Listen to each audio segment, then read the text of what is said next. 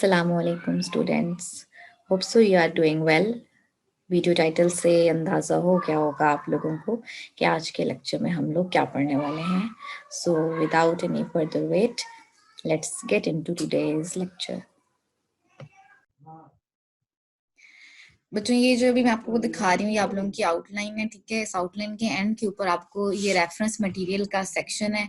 इसमें 5 बुक्स आपको रेफरेंस में दी गई हैं। इसमें से 2 बुक्स मैं आप लोगों को प्रोवाइड करूंगी और गूगल क्लासरूम में शेयर करूंगी, ठीक है। एक प्रोग्मेटिक प्रोग्रामर की है, ये सिर्फ और सिर्फ आपको एज अ रेफरेंस के तौर पर अगर कोई बच्चा एक्स्ट्रा स्टडी करना चाहता है, इस सब्जेक्ट के अंदर डिटेल में जाना चाहता है या एक्स्ट्रा स्टडी करना चाहता है तो वो इसको जो है वो फॉलो कर सकता है, ठीक है।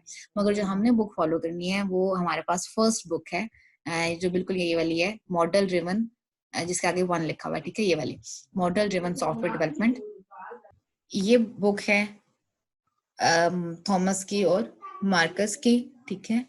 मैं इसका आपको एक बार थोड़ा सा उसका टेबल ऑफ कंटेंट दिखा देती हूँ। ये इसको देखें, इसका जो पहला चैप्टर है वो है इंट्रोडक्शन, और उसमें ज्यादातर बुक का इंट्रोडक्शन है, बुक के बारे में बताया हुआ है, ठीक है, कि बुक का गोल क्या है, बुक का स्कोप क्या है, ठीक है। स्कोप के बारे में है, गोल के बारे में है, और इसके अलावा ऑथर्स के बारे में है, ठीक है। ये ओवरऑल जो है चैप्टर 1 में बुक को समराइज किया हुआ है, ठीक है, कि बुक का सब्जेक्ट क्या है, बुक का सब्जेक्ट MDA है, ठीक है, और इस तरह की चीजें। तो चैप्टर 1 हम लोगों ने नहीं करना, ठीक है। हम लोगों का स्टार्ट जो होगा वो चैप्टर 2 से होगा, ठीक है। चैप्टर 2 का कंटेंट देखें। इसमें सबसे पहले तो आप टाइटल देखें, बेसिक आइडिया एंड टर्मिनोलॉजी, ठीक है। किसका basic idea and terminology? MDSD का। तो मैं आज आप लोगों को MDSD का बेसिक आइडिया बताने वाली हूँ और उसकी टर्मिनोलॉजी बता रही हूँ, ठीक है। इसके अलावा इसके अंदर MDSD अप्रोच क्या है, उसके गोल्स क्या हैं, बेसिक कॉन्सेप्ट्स क्या हैं, ठीक है। तो ये तमाम चीजें हैं इसके अंदर, ठीक है। और उसके बाद आर्किटेक्चर सेंट्रिक MDSD है। हम कोशिश करेंगे इसको भी रीच कर जाए, मगर मुझे लगता है कि आज ये नहीं, ये इंशाल्लाह अगले लेक्चर में कवर अप होगा, आर्किटेक्चर सेंट्रिक वाला। तो बाकी जो चीजें हैं ये इंशाल्लाह हम लोग इस आज के लेक्चर में कवर करने वाले हैं, यानी कि MDSD को अंडरस्टैंड करेंगे, ये क्या है, ये क्या नहीं है, इसको थोड़ा सा डिटेल देखेंगे, इसके फायदे देखेंगे, इसके नुकसान देखेंगे, ठीक है। और देखेंगे किस किस चीज को आपस में कंबाइन करिए, किसको कंबाइन नहीं करिए, और आपको ओवरऑल सब्जेक्ट का ओवरव्यू मिलेगा आज के लेक्चर में, ठीक है। तो चलें, अब मैंने आपको आउटलाइन भी दिखा दी, अब हम लोग चलते हैं व्हाइट बोर्ड की तरफ, ठीक है। और मैं आप लोगों को चीजें थोड़ी सी एक्सप्लेन कर देती हूँ। अच्छा, है हमारे पास subject model driven software development, MDSD। अब अगर आपके पास ये शॉर्ट फॉर्म आती है MDSD, तो आप लोगों को पता होना चाहिए क्या है मॉडल ड्रिवन सॉफ्टवेयर डेवलपमेंट। तो अब यहाँ पे आप लोगों को अंडरस्टैंडिंग हो जानी चाहिए, जो मैं बोल रही हूँ MDSD ये कोई वर्ड नहीं है, ये एब्रीवेशन है, ठीक है, मॉडल ड्रिवन सॉफ्टवेयर डेवलपमेंट की। ऐसा करते हैं, पहले मैं आपको सारी की सारी थोड़ी सी एब्रीवेशन बता देती हूँ, क्योंकि बारी बारी बहुत सी एब्रीवेशन आने वाली हैं, ठीक है। तो एक बार इस चैप्टर के अंदर या आज के लेक्चर के अंदर जो एब्रीवेशन आज के लेक्चर के अंदर हम कवर करेंगे वो एब्रीवेशन बताने लगे हूँ, ठीक है। एक तो MDSD होगी जो सबसे टॉप पर है, इसके बाद है हमारे पास MDA, ठीक है। ये है हमारे पास model driven architecture. Model driven architecture के बाद है हमारे पास MDD, मॉडल ड्रिवन डेवलपमेंट, ठीक है। ये और जो हमारे पास है हमारे पास MDSD, ये एक जैसी चीज है, ठीक है। MDSD और MDD ये एक जैसी टर्मिनोलॉजी है। किसी जगह पर हम इसको MDD पढ़ते हैं, किसी जगह पे हम इसको MDSD पढ़ते हैं। ज्यादा बेहतर है कि MDSD टर्मिनोलॉजी को इस्तेमाल किया जाए, MDD को इस्तेमाल ना किया जाए, ठीक है। मगर अगर कहीं पर MDD आती है तो इसका मतलब यही है, मॉडल ड्रिवन सॉफ्टवेयर डेवलपमेंट, ठीक है। तो बस थोड़ा स्पेसिफिक कर दिया गया है कि सॉफ्टवेयर डेवलपमेंट, वहां पे सिर्फ डेवलपमेंट की बात की गई है, मॉडल ड्रिवन डेवलपमेंट MDD, यानी कि मॉडल ड्रिवन डेवलपमेंट। नेक्स्ट जो इसके अंदर आएगा वो है UML, ये आप लोगों को पता होगा, यूनिफाइड मॉडलिंग लैंग्वेज, ठीक है, यूनिफाइड मॉडलिंग लैंग्वेज।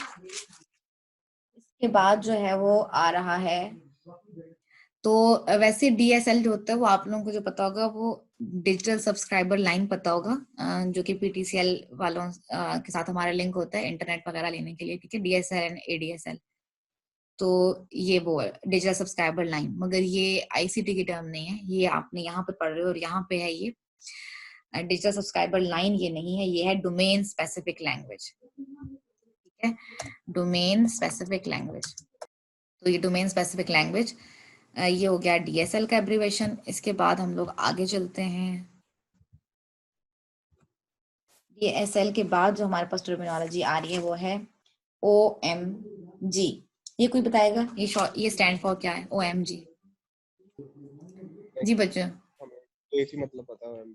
हाँ जी, आप लोगों को एक ही मतलब पता है, ठीक है। हाँ जी, ये वो वाला मतलब नहीं है एग्जैक्टली आप लोगों वाला भी वैलिड है जो आप लोगों को पता है, ठीक है, मगर यहाँ पे ओएमजी जो है वो हमारे पास है ऑब्जेक्ट मैनेजमेंट ग्रुप।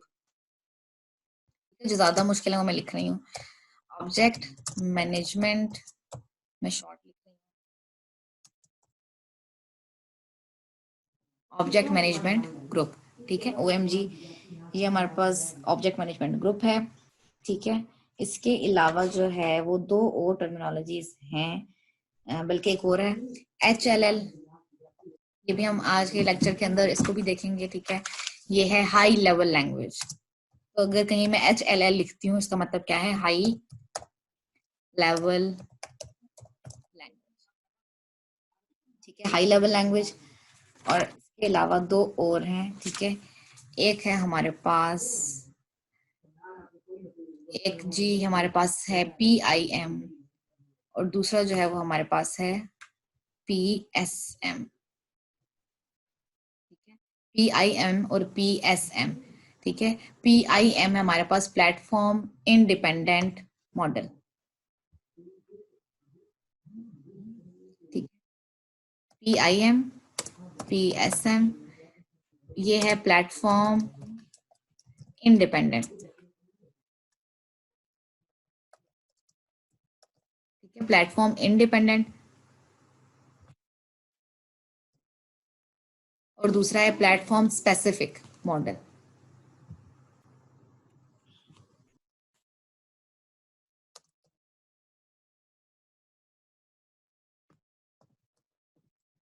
ठीक है।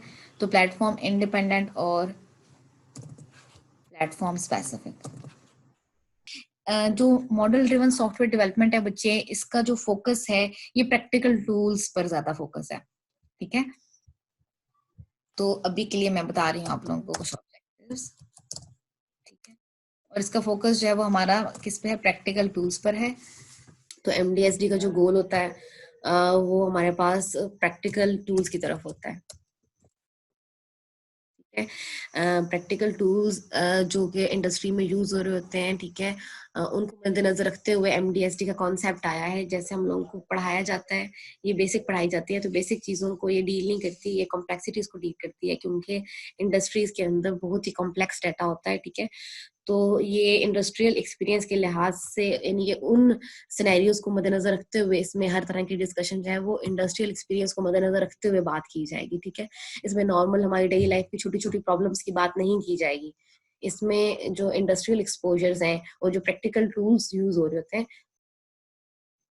उनको मद्देनजर रखते हुए जो है वो कॉन्सेप्ट्स को एक्सप्लेन किया जाएगा, ठीक है, कि इसके अंदर ये कॉन्सेप्ट है एंड ये कॉन्सेप्ट है। अब बच्चों ये सब्जेक्ट ओरिजिनेट कहाँ से हुआ था, कैसे क्या चीज रीजन बनी कि लोगों ने ऑब्जेक्ट ड्रिवन या sorry model driven software development के बारे में सोचा, ठीक है, MDSD के बारे में क्यों सोचा, क्या चीज थी जिसने ये ट्रिगर किया कि इस तरह की डेवलपमेंट होनी चाहिए, ठीक है। मैं वैसे आपको थोड़ा सा जनरलाइज कर देती हूँ ये चीज, मॉडल ड्रिवन सॉफ्टवेयर डेवलपमेंट क्या है, ये कहती है चीजों को ऑटोमेट करो, कोड को ऑटोमेट करो, ठीक है। क्यों? अब इसके पीछे जो है वो रीजन थोड़ी बड़ी है। क्यों अगर हम देखें तो हम ये कहते हैं कि एक्चुअल में जो हमारे पास सॉफ्टवेयर डेवलपमेंट की नीड है वो नीड बहुत ज्यादा है और डेवलपर्स बहुत कम है, ठीक है। ये जो बेसिकली चीज है जो मैं आपको बता रही हूँ, ये एक साइंटिस्ट था, उसका नाम था जेन बेजीवन, ठीक है। मैं ऐसा करती हूँ कि एक बार आप लोगों को गूगल आउट करके दिखा, ये जीन बेजीवन था, ठीक है, और इसने ये इक्वेशन दी थी एक ये वाली, ठीक है। इसकी वजह से ये कह लें सब्जेक्ट ओरिजिनेट हुआ था कि या इसके बारे में सोचा गया था, ये चीज इसका ओरिजिन बनी थी, ये इम्पॉसिबल इक्वेशन। इसने जो जेन ब्रेजमैन था, इसने ये एक इक्वेशन दी थी, इम्पॉसिबल इक्वेशन। इसमें इसने क्या कहा था, इसने ये कहा था कि जो प्रोफेशनल प्रोग्रामर्स जो हैं, जो एक्चुअल में अच्छे कोडर्स हैं, वो बहुत कम हैं, ठीक है, क्योंकि सिखाने वाले लोग कम हैं और सीखने वाले लोग कम हैं, ठीक है, मगर जो नीड है वो बहुत ज्यादा है, जो नंबर ऑफ एप्लीकेशन है वो बहुत ज्यादा है। और ये इसने स्टैट दी थी 2012 की, और इसने कहा था इवन नेक्स्ट कमिंग जो है वो ईयर्स है, इवन 2020 तक या इससे भी आगे यही नीड रहेगी, ठीक है, कि जो नीड है वो बढ़ती रहेगी मगर प्रोग्रामर्स हमारे पास कम होंगे। तो आखिर क्या चीज फॉलो की जाए कि हम इस चीज को अचीव कर सकें, इस इम्पॉसिबल को पॉसिबल कर सकें। अब वो अगर प्रोग्रामर्स हैं ही 4 और नीड है आपके पास 50 एप्लीकेशंस की, क्या 4 प्रोग्रामर्स 50 एप्लीकेशंस बना सकते हैं? No ma'am. तो ये मुश्किल है, ये अनअचीवेबल है, ये इम्पॉसिबल है, ठीक है। तो क्या क्या चीज की जाए कि वही 4 प्रोग्रामर्स जो हैं वो इतने एफिशिएंट हो जाएं कि वो ज्यादा से ज्यादा नीड पूरी कर सकें, वो ज्यादा से ज्यादा सॉफ्टवेयर डेवलप कर सकें।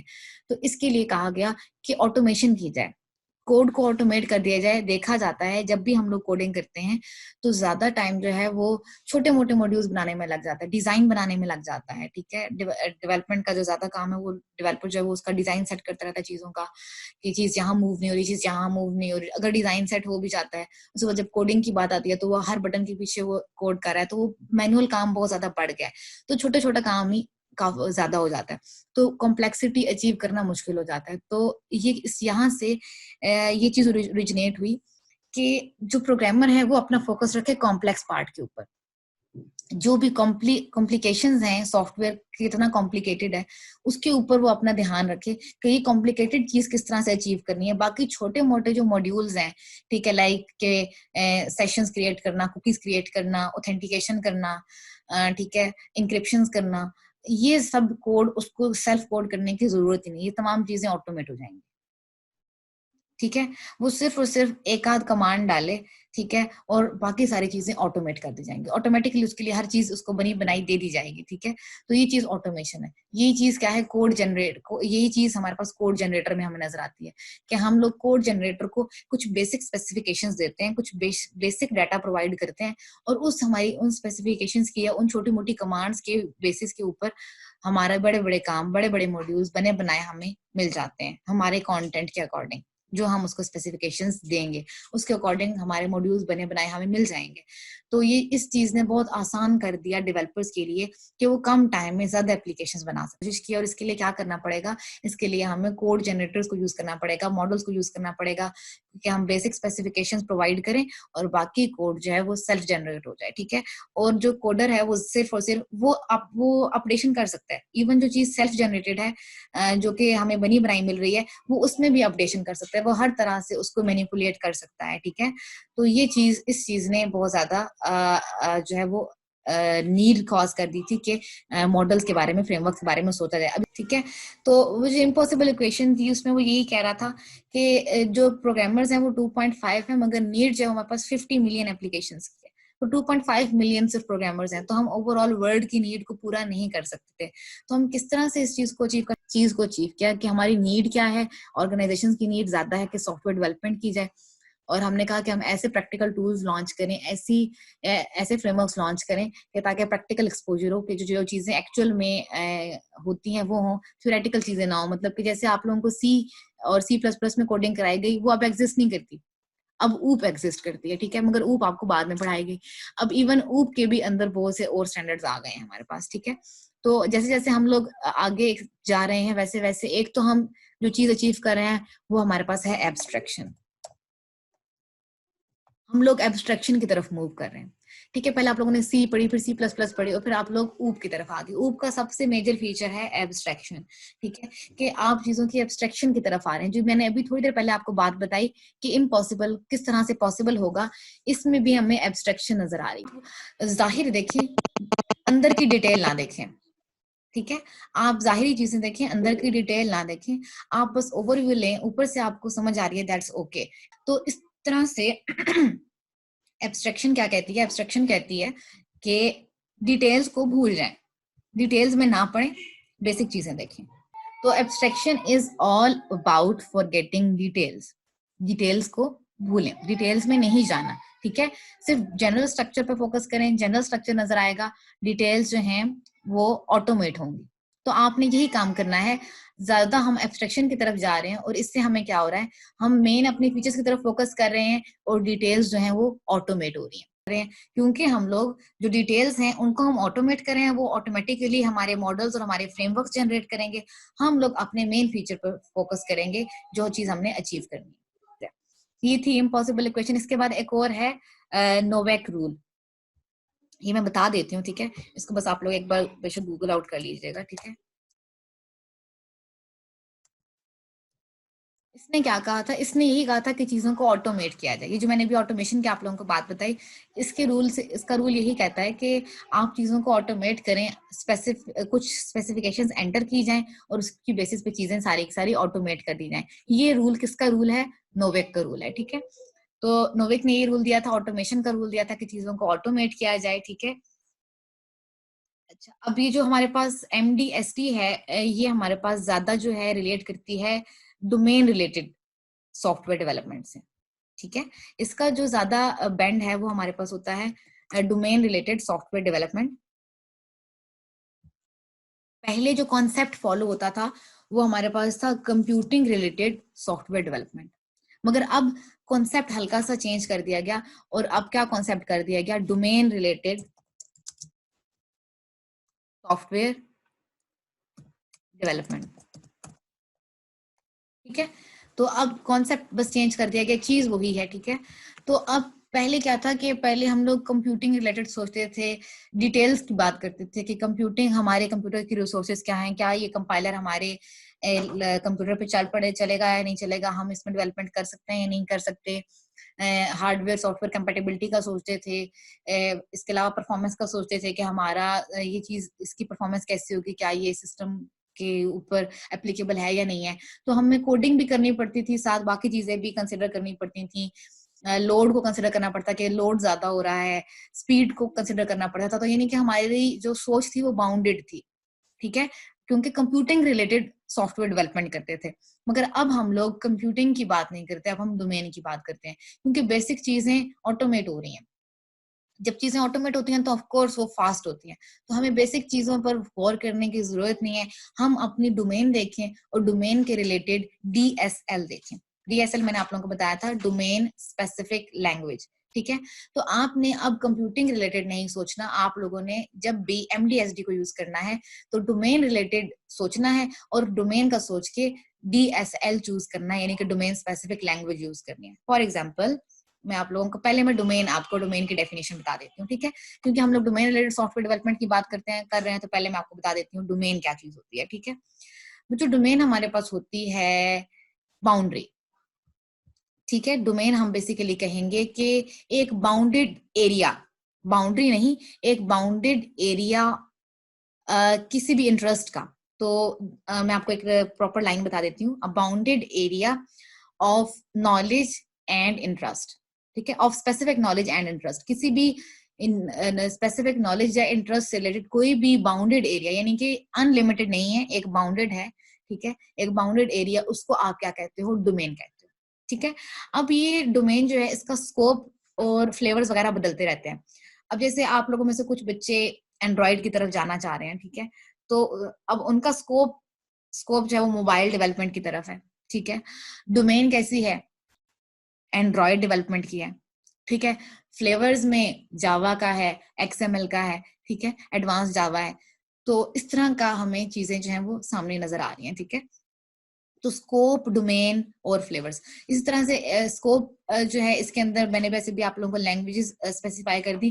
जो लैंग्वेजेस होंगी वो हमारे पास जो होंगी वो आएंगी DSL में, डोमेन स्पेसिफिक लैंग्वेज में आएंगी, ठीक है। तो पहले आपने कोई भी सॉफ्टवेयर जब बनाना है तो पहले आपने उसकी डोमेन देखनी है, ये किस डोमेन में फॉल कर रहे हैं, ठीक है।